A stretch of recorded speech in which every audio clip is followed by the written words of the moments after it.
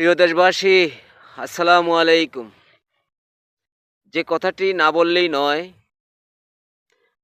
দেখেন আমাদের সেই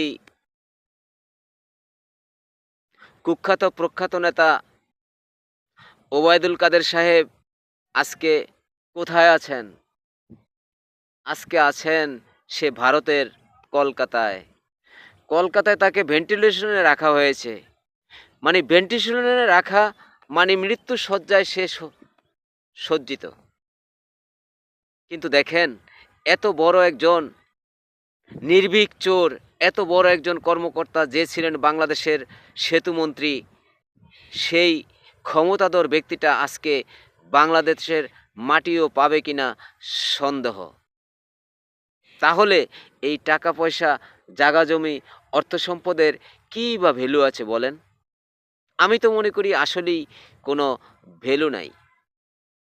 তো বন্ধুরা, যে যা কিছুই করেন না কেন ভবিষ্যৎ নিয়ে চিন্তা করবেন, যাহাতে বাংলাদেশের মাটি, আপনার মাতৃভূমির মাটি আপনি যাহাতে পেতে পারেন। তাই চুরি করলেও একটু সংবরণ করে করিয়েন। দেখেন ওনারা এতটাই চুরি করেছে, সে চুরি করে ভারতের ক্যালকাটায়, কলিকাতাতে সে বিলাসবহুল বাড়ি করেছে। আজকে তাহার সেই বাড়িতে সে ভেন্টিলেশনে আছে। ভারতের সেই কলকাতার অ্যাপোলো হাসপাতালে তাহাকে রাখা হয় নাই।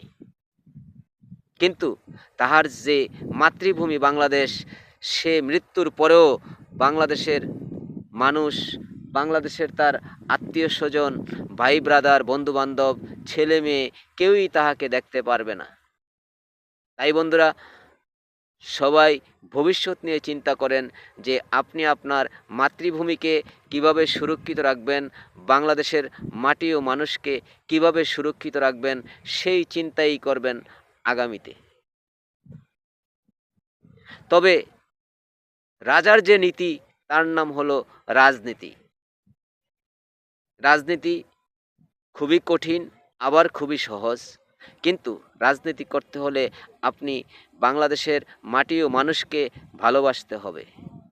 আর এই ভালোবাসা দিয়েই মানুষের মন জয় করে আপনি হতে হবে একজন জনপ্রতিনিধি। অতএব এদেশের মানুষকে ভালোবাসতে শিখুন। তো আর কি বলবো, ধন্যবাদ। সবাই ভালো থাকবেন, সুস্থ থাকবেন, এই আশা প্রত্যাশা রাখি।